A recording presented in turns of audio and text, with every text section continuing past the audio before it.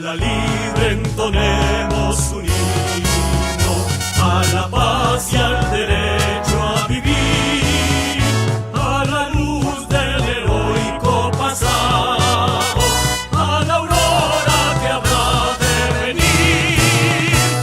Una sombra se suma a otra sombra, la respuesta jamás. Quiero presentarles a la profesora Patricia, la doctora Patricia Beatriz Britos. Ella nos va a recrear con una conferencia que se intitula Justicia Global, Movimientos de Población y los Crímenes Transnacionales. La profesora Britos viene de la Universidad Nacional del Mar del Plata. Tiene estudios en Historia de la Universidad Nacional, es magíster en Ciencia y Filosofía Política de la Facultad de Derecho, es doctora en Filosofía del Departamento de Humanidades de la Universidad Nacional del Sur, CONEAUT, a la categorización acreditación B por la CONEAUT 20 de octubre del 2011. Entre otras, es una profesora que se ha dedicado a la historia y a la reflexión filosófica y le damos las gracias por acompañarnos en este congreso. Es una de nuestras invitadas, además mujer, que es muy importante resaltar ese punto, doctora Patricia, porque creo que la presencia de la mujer en la reflexión filosófica, tanto en el país como en América Latina, es muy importante. Poder entender ese proceso que tenemos nosotros de ir acortando esa brecha de sociedades demasiado machistas y sobre todo la academia, que se ha caracterizado en parte por este efecto de la sociedad, pero que hoy afortunadamente nuestras colegas en todos los niveles, tanto jurídico como filosófico, como el pensamiento en general, nos acompañan en estos foros. Buscamos la manera de que también en el foro hubiera una representación de ellas y también quisimos distribuir a lo largo de las 3 sesiones la presencia de nuestras colegas mujeres en estos ejercicios de reflexión filosófica. Hola, bueno, voy a aclarar un poquitito. Yo empecé en Historia y siempre tuve intereses sobre las cuestiones políticas.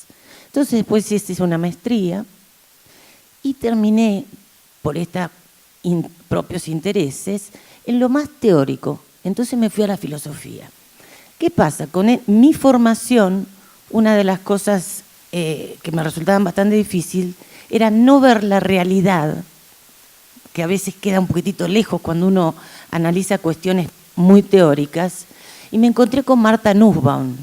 Martha Nussbaum es una filósofa muy famosa, donde el mejor ejemplo es el libro Sex and Social Justice, donde ella hace un trabajo para la ONU en Asia y en África, donde en el mejor estilo de Alexis de Tocqueville hace una cuestión sociológica, pero no un estudio de campo, sino entrevista a la gente, entrevista a las mujeres y entrevista a todos para saber qué es lo que pasa, qué es lo que sienten, porque ella trabaja mucho con las emociones, y de ahí en más lo analiza filosóficamente.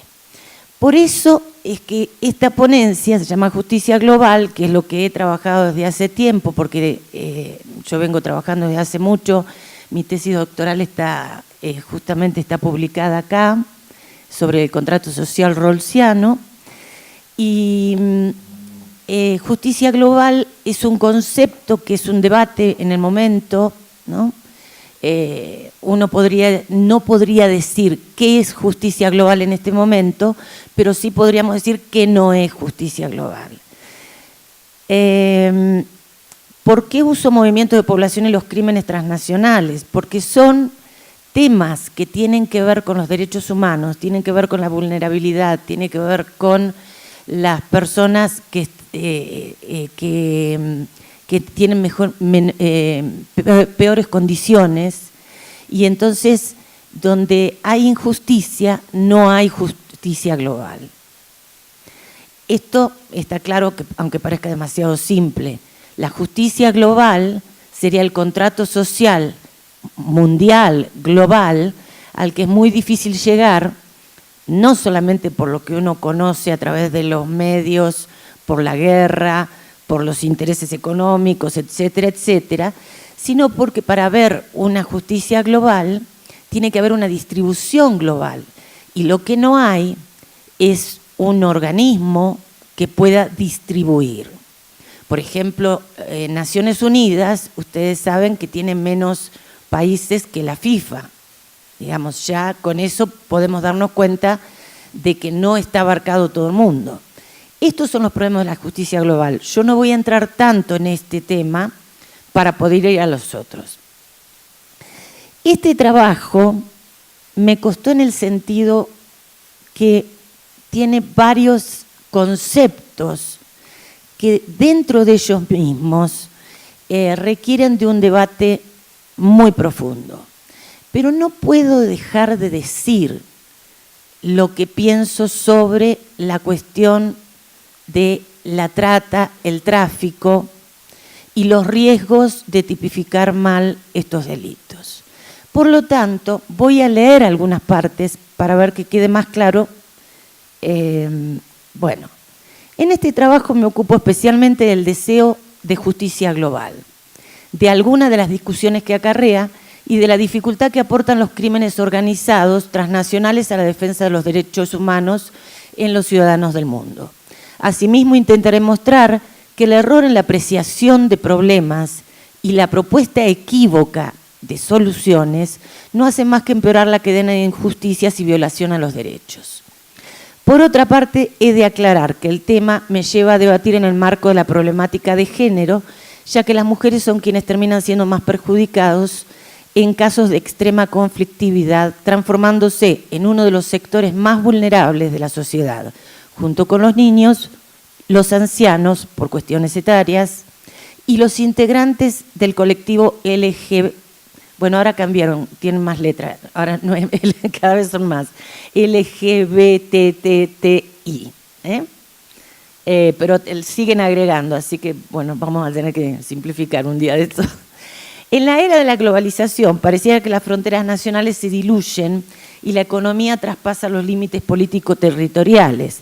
Al menos eso es lo que se suponía cuando apareció sorpresivamente esta nueva forma de relaciones económicas. Entonces se debería redefinir los términos de la política, repensar el derecho internacional y asimilar estos cambios en función de que se efectivice la transformación propuesta al nivel del ciudadano común, no solo el de las instituciones globales. El mundo ha cambiado, por ende el derecho también debe cambiar. Es importante comprender las necesidades del ciudadano del mundo para poder resolver las problemáticas sociales y económicas. Se darán cuenta que acá está Nussbaum en esto de conocer los problemas de. Al mismo tiempo que evitar los crímenes que devienen de la vulnerabilidad de las poblaciones que no gozan de una buena calidad de vida. Los autores a los que yo me remito al estudiar esto son John Rawls, obviamente por la teoría de la justicia, que es el contrato social nacional contemporáneo, donde hay una distribución y hay una distribución hacia la equidad. Thomas Pogge, que es el que más debate sobre el tema de justicia global, porque ya lo venían mencionando hasta el mismo Rawls, pero yo no me dediqué al derecho internacional durante mucho tiempo porque no me gustó el derecho de gentes de Rawls, porque era insuficiente. Entonces, cuando aparecen las discusiones más profundas de Thomas Pogge, ahí sí traslado mis intereses al tema de lo internacional. Yo venía trabajando en función de el quinto grupo de bienes sociales primarios de Rawls, que es el de las bases de la autoestima o autorrespeto. Venía trabajando el tema del trabajo sexual, oferta de servicios sexuales, y aparece la cuestión de la trata. Entonces, esto que analizaba a través del quinto grupo de bienes sociales primarios de Rawls, sumado a cómo trabaja Amartya Sen y Martha Nussbaum el enfoque de capacidades, y sumado a que Martha Nussbaum profundizó lo que planteó Rawls en su momento y hizo un trabajo muy, muy riguroso sobre el tema de las emociones, y trata de encontrar algunas emociones que sirvan como juicio de valor, y una es la compasión. La compasión no es la mera empatía. Un torturador es empático, si no, no torturaría. Sabe que se puede poner en el lugar del otro y sabe que le duele, que está sufriendo. La compasión significa ponerse en el lugar del otro, saber que el otro está mal, pero pensar que puede hacer algo y tratar de ayudarlo. ¿Se entiende? Entonces, en esto es donde trabajamos el tema de calidad de vida y analizamos la cuestión de la vulnerabilidad. Entonces, desde hace tiempo se nota mucho, se advierte el tema del gran movimiento de población entre países, y ustedes lo verán, lo vemos en el noticiero, van todos a Estados Unidos o van a Europa, ¿no es cierto? Entonces, a los países centrales no les interesa recibir inmigrantes, más inmigrantes pobres, no educados, etcétera, etcétera. Este es un problema para los países poderosos. Entonces, el tema de la trata aparece también dentro de ese marco. Es obvio que los migrantes, no vamos a decir el 100%, pero la mayoría de los que se están moviendo, se mueven por problemas económicos o problemas de violencia, de guerra, problemas culturales. A ver, voy a dar un ejemplo. Me acuerdo de un ejemplo del norte de África, alguien que dice, un hombre dice, yo tengo que escapar porque no permití que le hicieran la ablación de clítoris a mi hija y me están persiguiendo. Eso es violencia. Entonces, el tema de derechos humanos, Poggi lo trabaja más dentro de las cuestiones económicas, y está bien, porque también estas son poblaciones pobres y por eso también los problemas culturales, educacionales, etcétera. Yo me traslado un poquitito más a cuestiones de género y cuestiones que tienen que ver con la dignidad en otros aspectos, ¿no?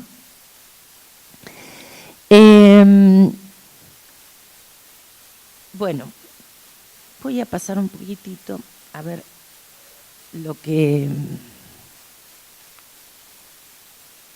Bueno, hay un aspecto.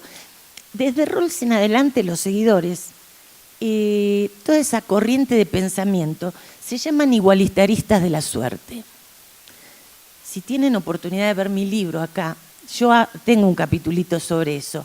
Cómo Rawls empieza a pensar esto de la mala suerte. En inglés le dice the brute luck, ¿no? No lo voy a contar ahora porque sería muy largo, pero la cuestión de la mala suerte es, a ver, alguien puede ser que esté en malas condiciones porque nació en el lugar equivocado, en el género o en el cuerpo equivocado, como dirían las trans, o los trans, las y los son los que pasan de mujer a hombres, porque a veces nos olvidamos de eso, ¿no? Los trans no tienen tantos problemas, por ejemplo, laborales, porque con hormonas enseguida tienen voz más gruesa y tienen vello, y entonces solamente en algunos casos parecen un hombre de baja estatura, pero las trans sí tienen muchos problemas y tienen problemas laborales muy graves. Entonces, la mala suerte tiene que ver con esto, ¿no? Y los igualitaristas de la suerte tratan, digamos, de sopesar esto de, bueno, tuve la mala suerte no de nacimiento, puede ser que haya pasado algo en mi vida y que por eso tuve mala suerte y llegué a estar en este estado. Voy a la parte de cómo define la legislación a la trata y al tráfico de personas y quién es la víctima. Acá el tema es la vulnerabilidad. ¿Y quién es la víctima? ¿Quién es la víctima en la trata, en el tráfico? Y hay una diferencia. ¿Por qué? Lo voy a sintetizar un poquitito más. Cuando surgen los debates del protocolo de Palermo que se firma en el año 2000, el protocolo de Palermo tiene algunos defectos. Dos defectos son que no está aclarado qué significa el tema del consentimiento y qué significa el tema de la vulnerabilidad. Si una persona está en situación de vulnerabilidad, ¿qué significa? ¿No? Yo soy asmática. Si me tiran un desodorante de ambiente, estoy en situación de vulnerabilidad. O sea, hay que hacer aclaraciones, pero esto tiene que ver con la interpretación de la ley también, y a veces una ley o un protocolo no debería tener tanto detalle. Por ejemplo, en el protocolo de Palermo se describe una situación que generalmente no se da en la realidad.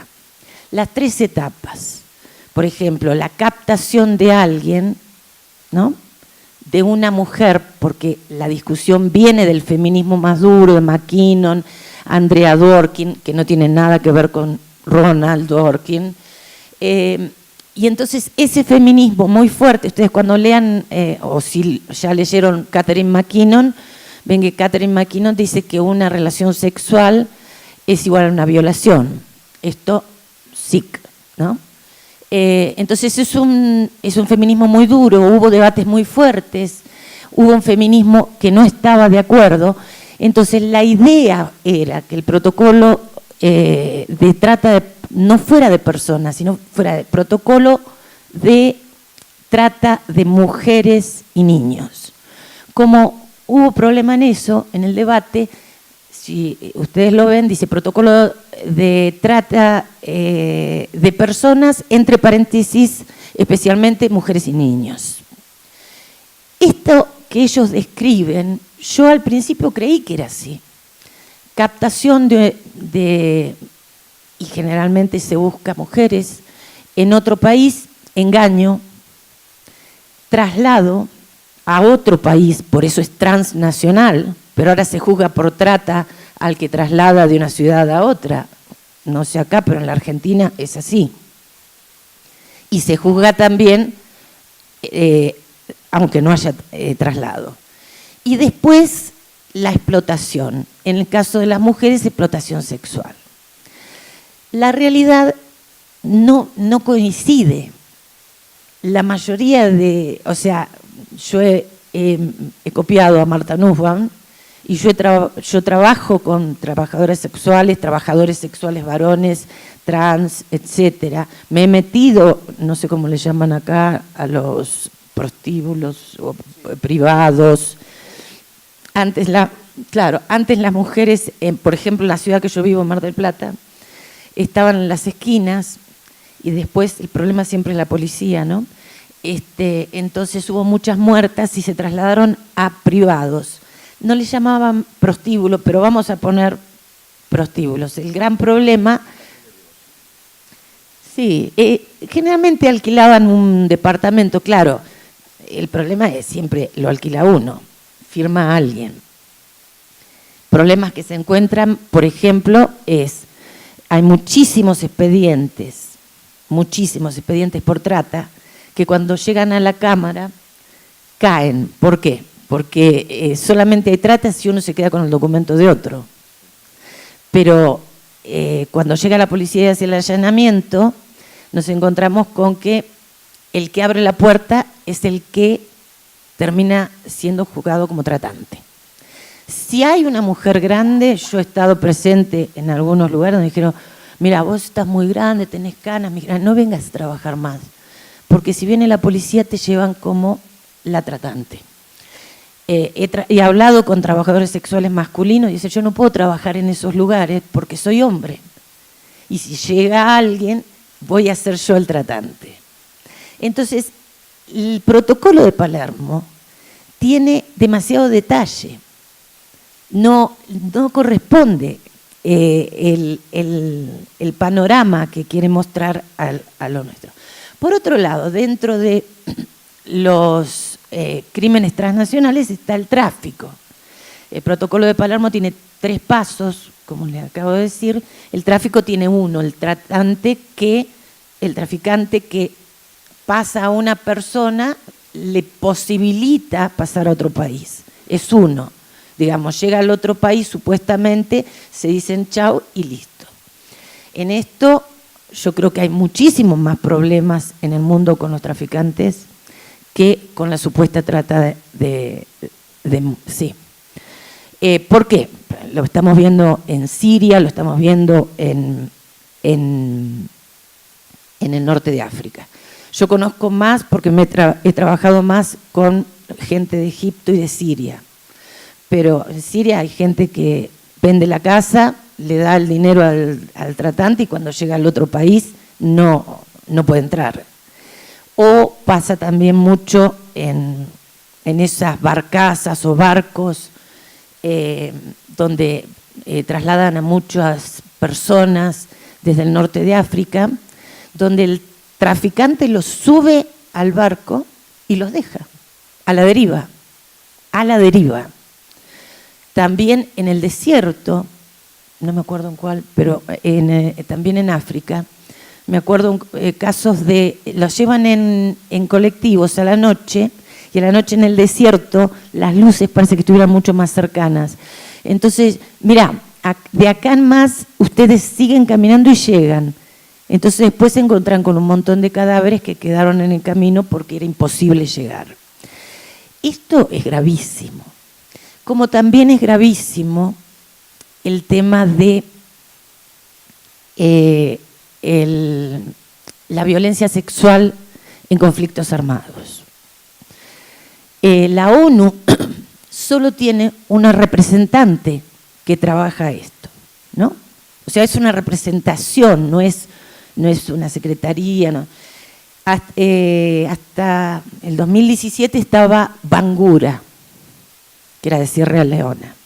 Ella estuvo a cargo, ahora está Pradmila Patten. Ella estuvo a cargo de los casos de las chicas yazidíes en Irak, donde el Estado Islámico, Daesh o ISIS, como lo queramos llamar, secuestraba a las mujeres en su familia, a los hombres los mataba, porque los odian a los yazidíes. Los yazidíes tienen una religión previa al cristianismo, ellos no los quieren porque parece que son más claros de piel, de ojos más claros, las chicas. Entonces, a las mujeres las secuestran y las vendían en bazares en Mosul, desnudas las vendían. Yo conseguí, para poder conseguir información tuve que aprender árabe, tuve que empezar porque acá no llega la información, como tampoco llegaban las informaciones de Egipto. A mí la información me llegaba, yo he visto la gente de Mursi, es una filmación que no pude bajar, o sea, me la mandaron, la vi, donde degollaban con cuchillos tramontina a 3 sacerdotes coptos, cristianos, ¿no? Esas cosas no aparecen acá en nuestro mundo occidental. Esto no supimos que alguien degollaba a alguien hasta que no salían los del Estado Islámico con las cámaras. Pero los coptos, yo los vi. Yo no entendía qué estaba haciendo uno muy grandote con los 3 hombres agachados y hacía un movimiento así hasta que vi que sacó la cabeza y pusieron el cuerpo y ponían la cabeza. No soporté, quedé con una cabeza y media, no soporté seguir viéndolo. Pero mientras El resto lo filmaba y gritaba. Esto es el extremismo. Esto es extremismo. Por eso la revolución, cuando fue el golpe de Al-Sisi, todos decían, eso hubo otro golpe más. Lo que pasa es que el Partido de la Revolución, que tiene a los cristianos y a los musulmanes, y que son más democráticos, que tienen más tolerancia, lo apoyaban porque querían salirse de esto. Esto es lo que no aparece acá. Tampoco aparece lo del Estado Islámico, no se sabe todo, no se sabe todo. Banguras consiguió, yo ya lo había conseguido de algunas páginas, pero ella consiguió y difundió los precios con los que se vendían a las chicas y a los niños. Mujeres hasta los 40, niños, ahora me olvidé, pero niños de 0 a 10 años, una cosa así, niños y niñas.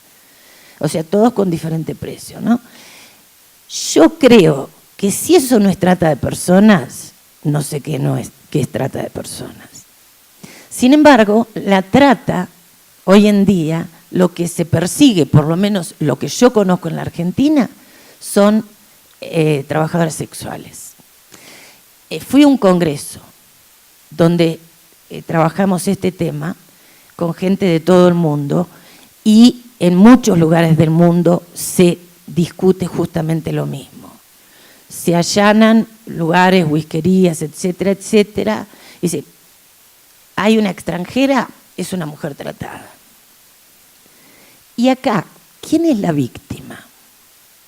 Porque el problema es que el abolicionismo, que está en contra del trabajo sexual, persigue la trata para defender a las mujeres. Entonces, las saca de su lugar de trabajo y las deja sin trabajo. Y cuando hacen los allanamientos, la fotografía como víctimas, y entonces en algunos casos los maridos no saben. Conozco muchos casos que las mujeres, los maridos no tienen ni la menor idea, o la familia no tiene la menor idea de que trabajan, y se enteran por el diario. Entonces, lo que yo he tratado y no he logrado, yo soy regulacionista, yo creo que la oferta de servicio sexual tiene que estar regulada, y tiene que estar regulada de forma tal que no haya clandestinización. ¿Por qué? Porque yo he trabajado en algún momento con el gremio de trabajadoras sexuales, y cuando hay tal clandestinización, ni el gremio las puede encontrar, porque solamente trabajan con algunos clientes que basan el número de teléfono de mano en mano, y entonces, ¿cómo podemos saber si están bien? Por otra parte, hay números de personas tratadas, especialmente de mujeres tratadas en el mundo. Hay estudios, porque no hay solamente un grupo de feministas que está en contra de la trata y en contra del trabajo sexual. Hay un grupo de feministas a nivel mundial que está en contra de la trata y a favor del trabajo sexual. Entonces, hay estudios donde se buscó ver de dónde salían los números de cuántas personas tratadas había en el mundo, y no se sabe quién lo dijo.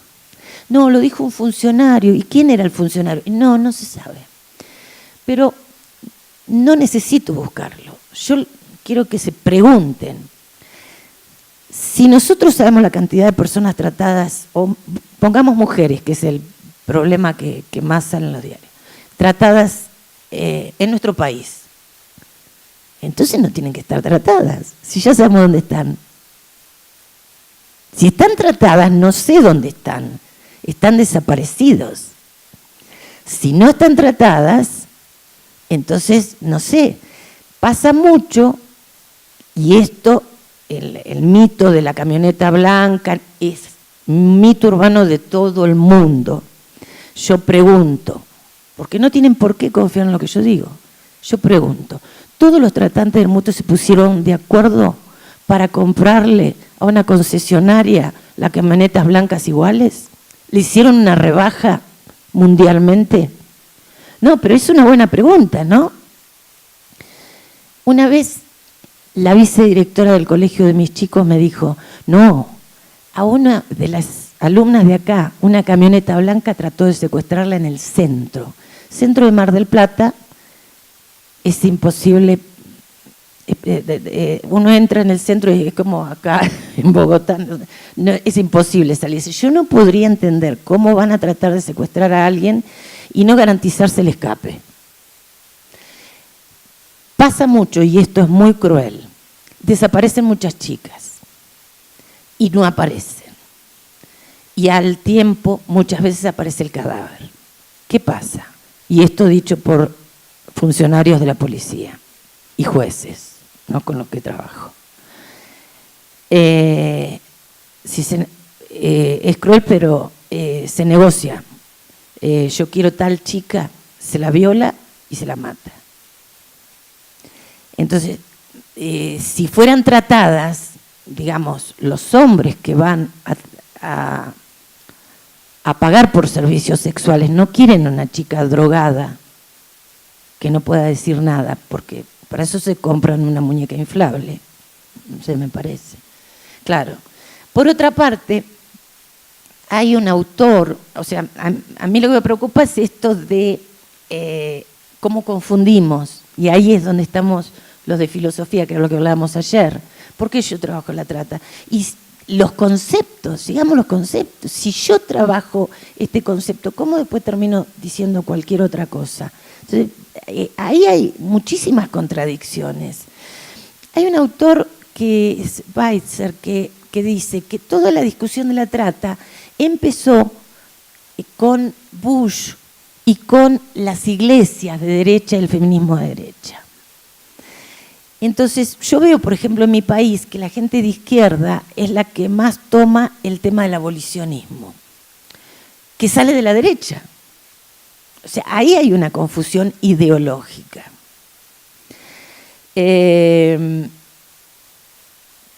por otra parte, fíjense que la trata de personas ha pasado a ser trata de mujeres. Si lo ven en inglés,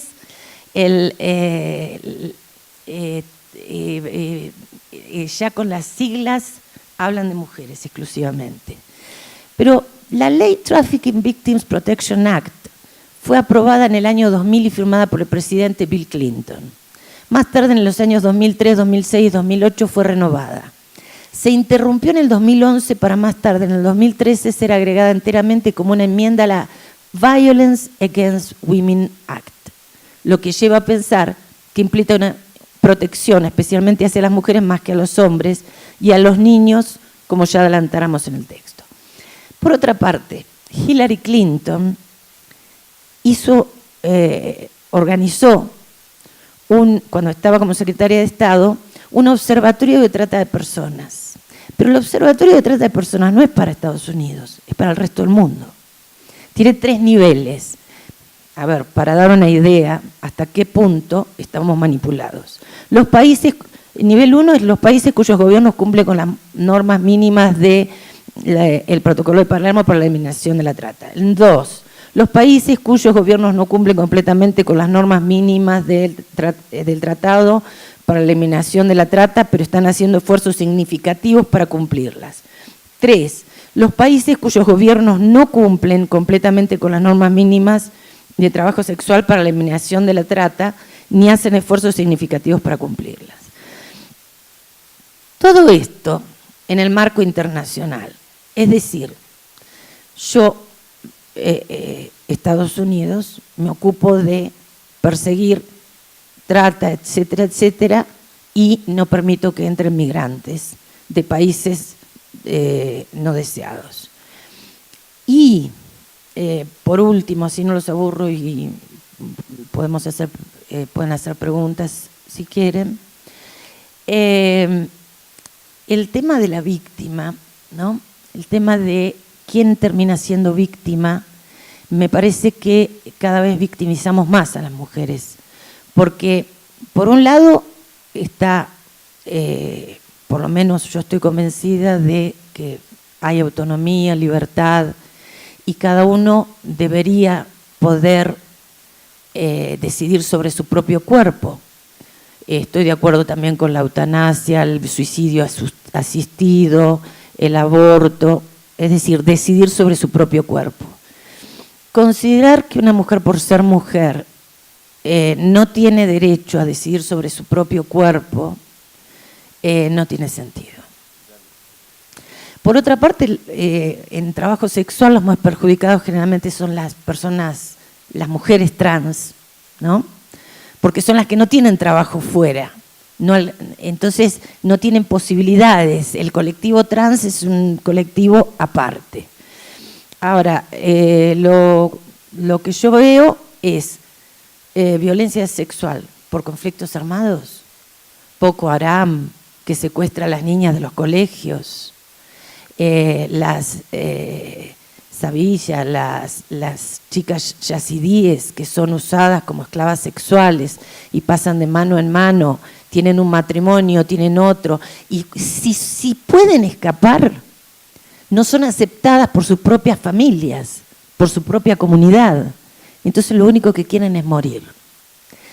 Les transmiten SIDA, y el Estado Islámico decidió secuestrar chicas y ofrecérsela a los combatientes, porque así iban combatientes de todo el mundo y podían conseguir soldados. Bueno, les agradezco mucho, estoy muy contenta de estar acá.